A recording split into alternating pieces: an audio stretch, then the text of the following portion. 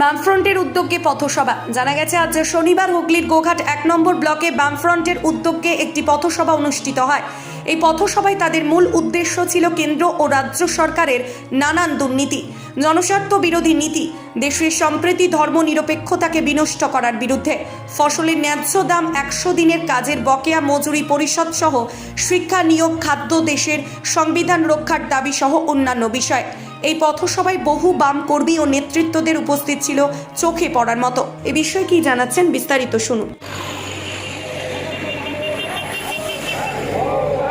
আজকে আমাদের রাজ্যব্যাপী বামফ্রন্টের উদ্যোগে সমস্ত ব্লকে আমাদের মিছিল হচ্ছে বিজেপির হিন্দুত্ববাদী রাজনীতির বিরুদ্ধে, বিজেপির সংবিধানকে ভেঙে দেওয়ার বিরুদ্ধে এবং গণতন্ত্রকে যেভাবে কণ্ঠরোধ করছে তার বিরুদ্ধে, মূল্যবৃদ্ধির বিরুদ্ধে এবং কৃষক হাড়ভাঙা পরিশ্রম করে সে ফসলের দাম পাচ্ছে না।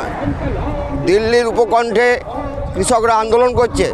প্রধানমন্ত্রী প্রতিশ্রুতি দিয়েছিল কৃষকদের ফসলের ন্যায্য মূল্য, সহায়ক মূল্য তিনি দেবেন, কিন্তু আজ পর্যন্ত দেয়নি। এই সমস্তর বিরুদ্ধে আর রাজ্যে ব্যাপক হারে যে দুর্নীতি হচ্ছে রাজ্য সরকারের, সেই দুর্নীতির বিরুদ্ধে আমাদের আজকের এই মিছিল।